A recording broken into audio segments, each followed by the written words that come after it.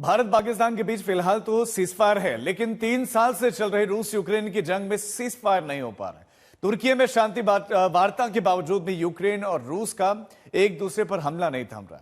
रूस का असली बदला तो अभी बाकी है, लेकिन यूक्रेन की जमीन पर धधकती हुई आग थमती नहीं दिख रही।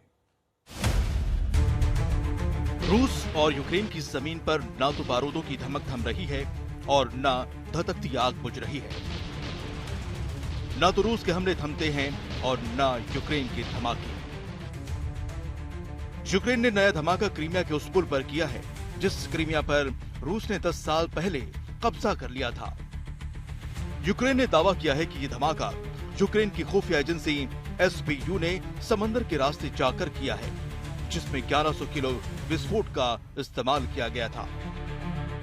हालांकि इस धमाके से पुल को ज्यादा नुकसान नहीं हुआ और रूस की सप्लाई लाइन काटने में यूक्रेन सक्षम नहीं हुआ, लेकिन यूक्रेन की जमीन पर आग जरूर धधकने लगी।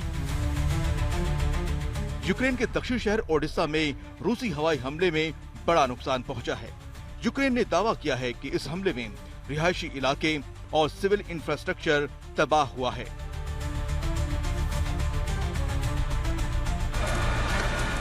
रूस ने ये हमले खार्किव और चेरनिहिव इलाके में भी किए, जो यूक्रेन के दूसरे सबसे बड़े शहर हैं। हालांकि इन हमलों में किसी के मारे जाने की खबर नहीं है। जो हवाई हमला यूक्रेन के सूमी इलाके में हुआ था, वहां 3 लोगों की मौत, 16 लोगों के जख्मी होने की खबर है। इन तस्वीरों में हमले में हुए नुकसान का अंदाजा लगाया जा सकता है, जहां सड़कों पर मौजूद कई वाहन खाक हो गए हैं और मारे गए लोगों के शव सड़क पर दिखाई दे रहे हैं। दरअसल अमेरिका की पहल पर रूस और यूक्रेन के बीच बातचीत की शुरुआत तो हो गई, लेकिन ये किसी मोड़ पर पहुंचती नहीं दिख रही। भले तुर्की के एर्दोआन इस्तांबुल में हुई रूस यूक्रेन की बातचीत को शानदार बता रहे हों, लेकिन हकीकत यही है कि इस बातचीत के फौरन बाद यूक्रेन का प्रतिनिधि दल अमेरिका पहुंचा था कि उसे और रक्षा मदद और हथियार दिए जाए।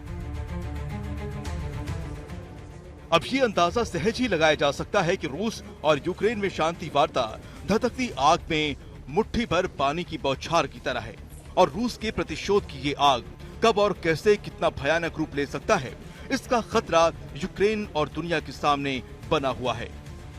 आज तक ब्यूरो।